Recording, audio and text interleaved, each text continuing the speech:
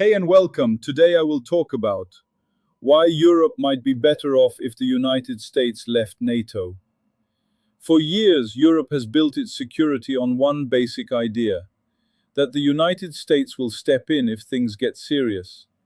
That has made it easy for European countries to spend less on defense, rely on American capabilities, and avoid making difficult decisions about building their own military strength. The result is simple. Europe talks about independence but remains dependent in practice. If the US left NATO and closed its bases in Europe, it would be a shock. In the short term, it would create real problems: military gaps, political disagreements, and higher costs. But over time, it could force Europe to take responsibility for its own security. Right now, many European countries don't fully invest in defense because they assume the US will fill in the gaps. Planning, exercises, and strategy are all built around that expectation. This has created a habit of relying on others instead of building real capability at home. Without the US, that safety net disappears. Europe would have to make a clear choice.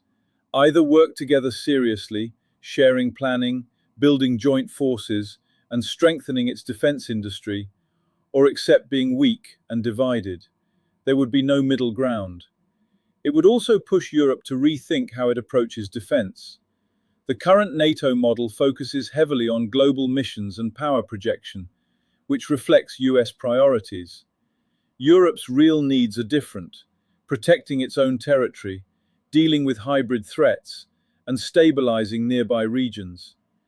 A more European approach would likely focus on defense, resilience, and control of its own space, rather than trying to match US global reach. On Russia, the situation is often presented in overly simple terms.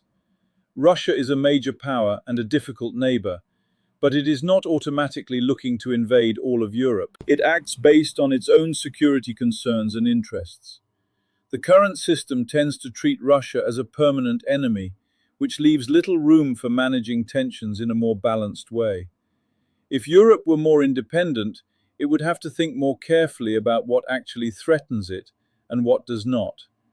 That doesn't mean being soft, it means being realistic.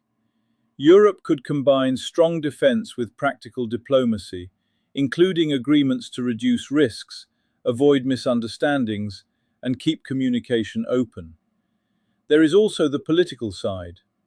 The US military presence gives Washington significant influence over European decisions, from foreign policy to sanctions. If that presence disappears, Europe would have more freedom to act based on its own interests. It would also be less involved in conflicts that are not directly related to its own security. None of this would be easy. Defense spending would have to rise, coordination would be difficult, and disagreements between countries would become more visible. The transition would be messy. But the current system comes at a cost too. It limits Europe's independence and keeps it from developing into a serious, self-reliant actor. In the long run, being forced to stand on its own could make Europe stronger, more coherent, and more realistic about its place in the world. In simple terms, short-term pain, long-term independence.